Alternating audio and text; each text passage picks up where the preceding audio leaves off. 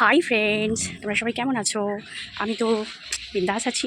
তো আমি যাচ্ছি বিপত্তারিণী বাড়ি পুজো দিতে। তো আজকে বিপত্তারিণী বাড়ি বলবো না, মা বিপত্তারিণীর কাছে পুজো দিতে যাচ্ছি।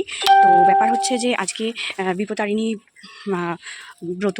তো সকাল থেকে উঠে আমি গিয়েছিলাম হচ্ছে স্কুল থেকে এসে আমি স্নান টান সেরে ঘরে টুকটাক কাজ সেরে আমি আসলাম। তো এবার যাচ্ছি। তো তোমরা কেমন আছো বলো, ঠিক আছে? তো দেখতে থাকো পরের ভিডিও।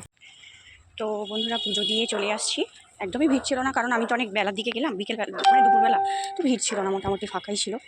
তো চলে আসছি, দেখতে থাকো পরের ভিডিও। হে ফ্রেন্ডস, পুজো দিয়ে চলে এসেছি।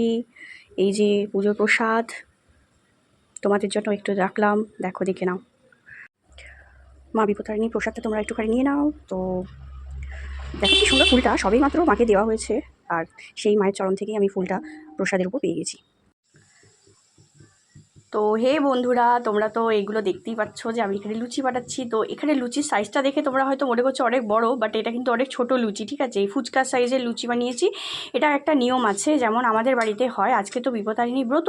তো সেই কারণে ব্রতের সময় মানে আমাদের হচ্ছে নিয়ম যে 13টা করে ফল, গোটা হোক বা কাটা হোক, 13টা করে ফল দেওয়া হয়। তার সাথে লুচি হচ্ছে 13টা করেই খাওয়া হয়। তো তোমাদের কার কার বাড়িতে এরকম লুচি 13টা করে খাওয়া হয় অবশ্যই আমাকে কমেন্ট করে জানাবে।